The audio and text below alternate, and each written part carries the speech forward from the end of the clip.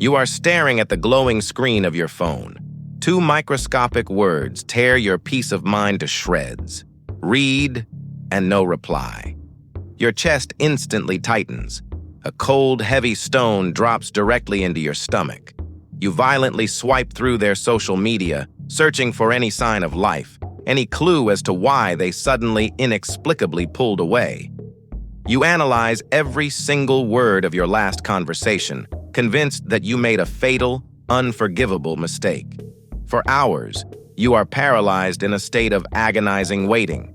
And then finally, your screen lights up with a casual, breadcrumbing text.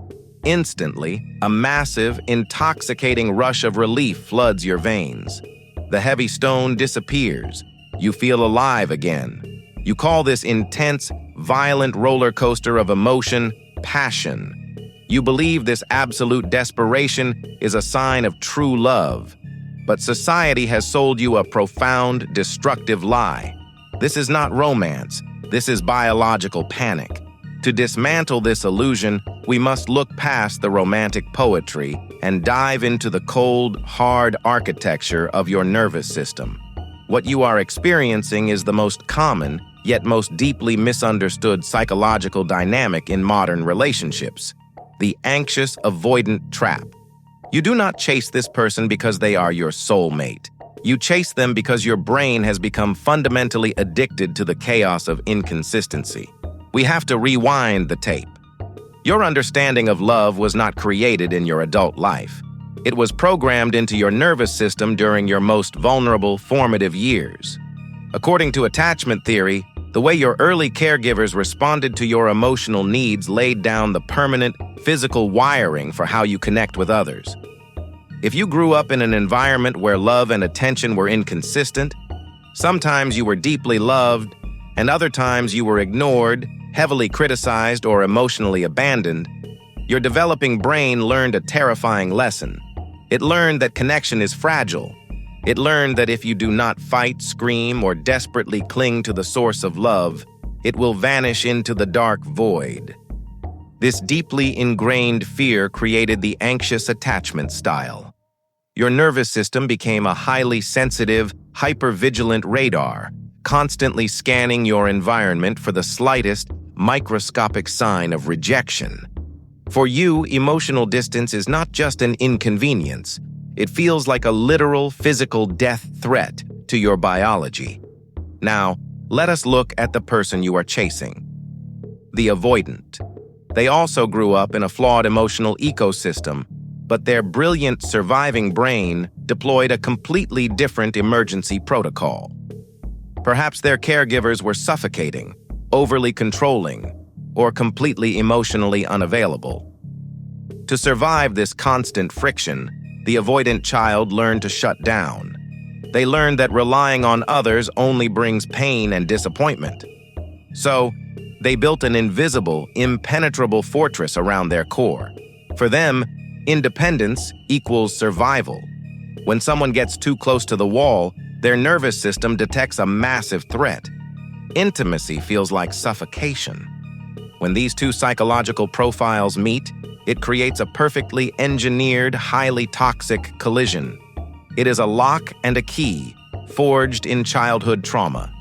The anxious person is drawn to the avoidant because the avoidant's emotional distance perfectly mirrors the inconsistent, unpredictable love they received as a child. It feels comfortable. It feels familiar. The avoidant is drawn to the anxious person because the anxious person does all the emotional heavy lifting, allowing the avoidant to remain safely detached and hidden behind their walls. But the honeymoon phase never lasts. The moment the connection deepens, the avoidant's ancient alarm bells ring. Intimacy triggers their terror of being consumed, so they deploy their ultimate defense mechanism. They pull away. They take longer to text back. They become cold, overly analytical, or suddenly extremely busy. They create a massive physical and emotional void. And this is exactly where your nightmare begins. The moment they step back, your anxious radar screams. Your nervous system detects abandonment. Your emergency protocol activates. You double text. You demand to know what is wrong. You try to force closeness to soothe your burning internal panic, but your frantic pursuit is the exact trigger that terrifies the avoidant. The more you chase, the more suffocated they feel, and the faster they sprint in the opposite direction. You are now locked in a tragic, invisible dance. You are pushing the accelerator and they are slamming on the brakes. But here is the most sinister, addictive part of this dynamic: the intermittent reinforcement. They do not leave you completely. Just when you are completely exhausted, just when you are finally ready to walk away and save yourself, they throw you a crumb. A late-night text, a warm compliment, a fleeting moment of intense, brilliant connection. This tiny crumb of affection acts like a massive hit of synthetic dopamine in your starved brain. It is the exact same psychological mechanism that keeps a gambler hopelessly addicted to a slot machine. The unpredictable nature of the reward makes the addiction infinitely stronger than a constant, stable payout. Your brain links the agonizing anxiety of their absence with the euphoric, drug-like relief of their return. Over time, your nervous system completely forgets what actual peace feels like. You begin to equate stability with boredom. If a relationship does not make you feel like you are dying and being resurrected every single week, you do not think it is real love. You are fundamentally addicted to the cycle of abandonment and rescue. You are trying to win the love of someone who is psychologically incapable of giving it to you, in a desperate, unconscious attempt to heal the original wounds of your childhood. You believe that if you can just love them hard enough, if you can just be perfect enough, they will finally stay. But you cannot fix an avoidant attachment style with your anxious desperation. You are pouring your finite, precious energy into a black hole. So, how do you break the invisible chains of this dynamic? The brutal truth is that awareness is the only exit door. You must aggressively stop looking at them and start looking at the terrifying mirror of your own nervous system. You must violently separate the concept of anxiety from the concept of love. The next time they pull away and that familiar burning panic rises in your chest, do not pick up the phone. Do not chase. Stop moving. Sit perfectly still in the burning fire of your own anxiety. Recognize that the panic you feel is not about them. It is the ghost of a frightened child inside your mind, terrified of being left alone in the dark.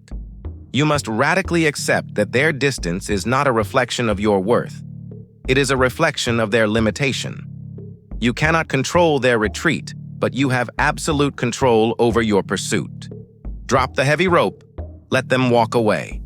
It will feel like you are suffocating, but it is the necessary pain of an addict going through withdrawal. It is the unavoidable agony of breaking a trauma bond. Real love is not a chaotic, exhausting battle for basic scraps of attention. Real love is a calm, quiet, and highly consistent harbor. It does not make your nervous system sound the alarm. It turns the alarms off. You have spent your entire life running after people who are sprinting away from you. It is time to stop running. Reclaim your energy. Regulate your nervous system. Stand your ground. The right person will not make you chase them through the dark. They will simply meet you there.